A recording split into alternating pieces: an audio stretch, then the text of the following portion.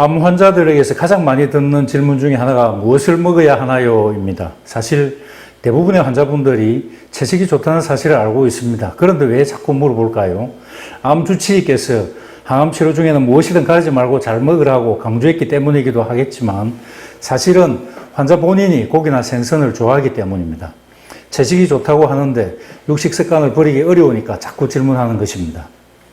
물론 항암 치료 중에는 골고루 잘 섭취하고 정상 체중을 유지하는 것이 매우 중요합니다. 말기암의 경우에는 체중 유지가 매우 어렵고 악액질 상태에 빠져서 심각한 체중 감소로 피골이 상접하는 경우가 많지만 보통의 항암 치료 중에 체중이 심각하게 감소되는 경우는 그리 많지 않습니다. 오히려 기름진 보양식품들을 많이 챙겨 먹어서 체중이 증가되는 경우가 더 많은 것 같습니다. 체중 증가는 암의 예후에 나쁜 결과를 초래하기 때문에 정상 체중을 유지하는 것이 좋습니다. 항암 치료 중 체중 감소는 육식을 하지 않아서가 아니라 열량이 모자라기 때문입니다. 채식이라도 열량만 유지한다면 절대로 체중이 빠지지 않습니다. 그렇다면 도대체 왜 채식을 강조하는 것일까요?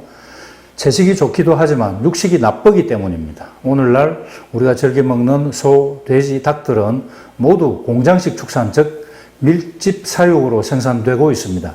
한정된 공간에 많은 동물을 한데 넣고 키우는 것입니다. 같은 공간에서 수많은 동물들이 같이 먹고 싸고 자고 먹고 싸고 잡니다. 하루 종일 먹고 운동을 극도로 제한하기 때문에 짧은 기간에 체중을 많이 증가시키기 위함이고 소비자들이 지방이 자글자글한 즉 마블링이 좋은 고기를 선호하기 때문입니다. 물론 최대한 위생을 유지하기 위해서 청소를 열심히 하겠지만 그리 깨끗하게 하지는 못할 것이고 집단 돌림병이 생기기 쉽겠죠. 그걸 방지하기 위해서 소독을 철저히 해야 합니다. 예방적으로 항생제도 써야겠죠. 그러니 그 동물들은 평생을 화학약품이 많이 든 사료를 먹고 화학약품들 속에서 생활하다가 도축되기 때문에 고기 속에 화학물질이 많이 함유될 것은 자명한 사실일 것입니다.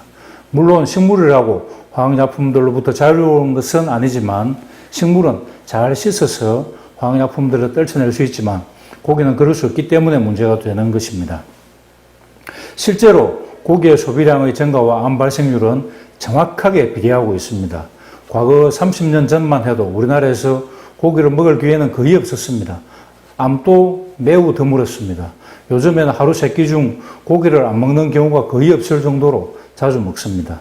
우리나라 사망 원인 1위가 암인 것은 잘 아시죠? 불과 30년 사이에 너무 많이 변했습니다. 30년밖에 되지 않지만 변한 세상에 익숙해져서 고기를 많이 먹는 것이 아주 자연스럽게 생각되지만 과거와 비교해보면 너무 많이 먹고 있다는 사실을 알 수 있습니다. 결론적으로 암 투병 중에는 가능한 채식을 추천합니다. 그렇지만 항암 치료 중에는 정상 체중을 유지하는 것이 중요하기 때문에 체중이 빠지는 경우에는 무엇이든 가리지 말고 잘 섭취하는 것이 중요하겠지만 체중이 유지된다면 육식을 피하는 것이 바람직합니다.